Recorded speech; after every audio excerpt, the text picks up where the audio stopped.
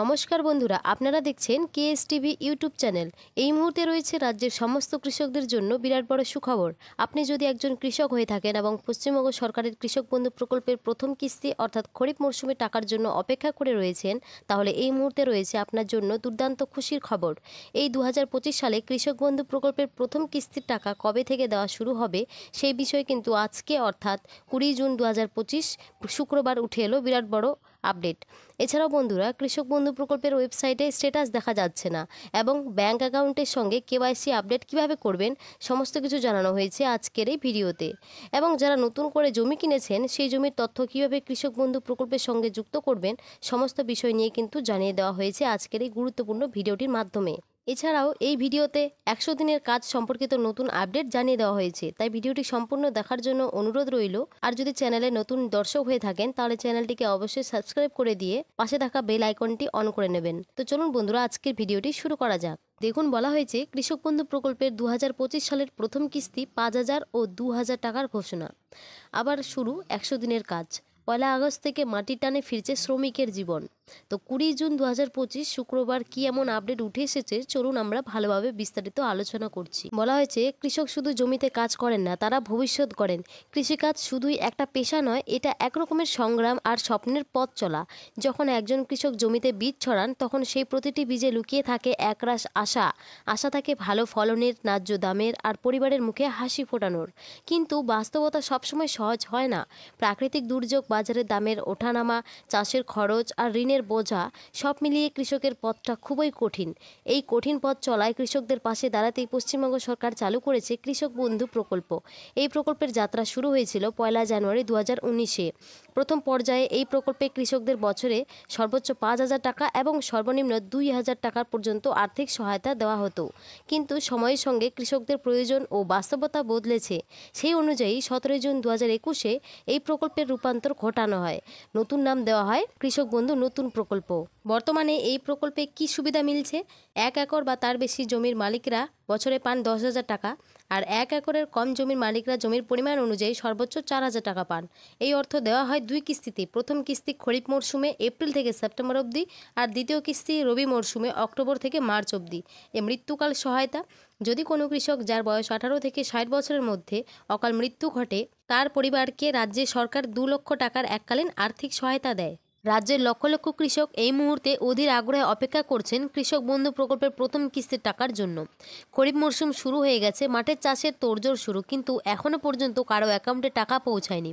তাই সকলের মুখে একটাই প্রশ্ন, এবছর টাকা কবে দেবে সরকার? নিয়ম অনুযায়ী প্রতি বছর এপ্রিল থেকে সেপ্টেম্বরের মধ্যে প্রথম কিস্তির টাকা দেওয়া হয়, কিন্তু 2025 সালে এখনও পর্যন্ত সরকার নির্দিষ্ট কোনো তারিখ ঘোষণা করেনি। আগের বছরের হিসেব কি বলছে? 2021 সালে টাকা এসেছিল 17 জুন, 2022 সালে 27 জুন, 2023 সালে পঞ্চায়েত ভোটের আগে 26 এপ্রিল আর 2024 সালে 12 জুন। কিন্তু 2025 সালে এখনও তারিখ ঘোষণা না হলেও সরকার প্রস্তুতি নিচ্ছে টাকা পাঠানোর জন্য। ব্লক অফিস সূত্র বলছে খুব শীঘ্রই সুখবর আসছে, শুধু একটু ধৈর্য করুন। তবে একাধিক সরকারি সূত্র থেকে পাওয়া খবর অনুযায়ী 19 জুন থেকে 21 জুনের মধ্যে টাকা পাঠানোর কাজ শুরু হতে পারে।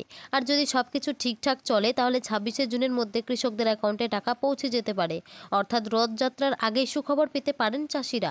সরকারি বিভিন্ন আধিকারিকরা জানিয়েছেন যে কোনো মুহূর্তে কৃষক বন্ধু প্রকল্পের টাকা দেওয়ার ঘোষণা হয়ে যেতে পারে। যখন ঘোষণা হবে তখন সংবাদ মাধ্যমে জানিয়ে দেওয়া হবে। দেখুন, এরপরে বলা হয়েছে আবার শুরু 100 দিনের কাজ। 1 আগস্ট থেকে মাটির টানে ফিরছে শ্রমিকের জীবন। তো এই ব্যাপারে বলা হয়েছে যে আগামী 1 আগস্ট থেকে পশ্চিমবঙ্গে 100 দিনের কাজ শুরু করতে হবে। কেন্দ্র সরকারকে এমন নির্দেশ দিয়েছে কলকাতা হাইকোর্ট। বুধবার আদালত স্পষ্ট জানিয়ে দিয়েছে দরকার হলে এই প্রকল্পের কাজ চালু রাখার জন্য কেন্দ্র আলাদা শর্ত দিতে পারবে, কিন্তু কাজ বন্ধ রাখা যাবে না। 2016 সাল থেকে পরের 6 বছর ধরে রাজ্যের জন্য 100 দিনের কাজ প্রকল্পে মোট বরাদ্দ হয়েছিল 50,593 কোটি টাকা। এর মধ্যে মাত্র 9.20 কোটি টাকার কাজ নিয়ে অনিয়মের অভিযোগ উঠেছিল। এই অভিযোগের তদন্ত হয়েছে এবং ব্যবস্থা নেওয়া হয়েছে। সব কাগজপত্র গ্রাম উন্নয়ন মন্ত্রকে জমা পড়েছে। অভিযোগ এসবের পরেও কেন্দ্র সরকার রাজনৈতিক কারণে রাজ্যে এই কাজ বন্ধ রেখেছে। 100 দিনের কাজ প্রকল্পে শেষবার টাকা দেওয়া হয়েছিল 2021 থেকে 22 আর্থিক বছরে। সেবার 27 কোটি শ্রম দিবসের বরাদ্দ হয়েছিল, কিন্তু তার মধ্যে শ্রমিকদের মজুরি বাবদ 3,500 কোটি টাকা কেন্দ্র দেয়নি। তার আগের বছর 2020 থেকে 2021 সালে বরাদ্দ ছিল 41 কোটি শ্রম দিবস। 2022 টু 23 থেকে 2025 টু 26 পর্যন্ত প্রতি বছর বাংলার জন্য অত্যন্ত 1 লক্ষ থেকে 1.20 লক্ষ শ্রম দিবস বরাদ্দ হওয়ার কথা ছিল। বছরের পর বছর ধরে বাংলায় 100 দিনের কাজ বন্ধ থাকায় কলকাতা হাইকোর্ট অসন্তোষ প্রকাশ করেছে। আদালত বলেছে, কোনো কেন্দ্রীয় প্রকল্পকে চিরদিনের জন্য বন্ধ করে রাখা যায় না। প্রধান বিচারপতি এই কথা বলেন রায় দেওয়ার সময়। আদালত আরও বলেছে, দুর্নীতি আটকাতে দরকার হলে কেন্দ্র আলাদা শর্ত দিতে পারবে। শুধু তাই নয়, পশ্চিমবঙ্গের জন্য বিশেষ নিয়মও চালু করতে পারবে মোদী সরকার। তারা চাইলে এই কাজের উপর নজরদারি চালাতে পারবে।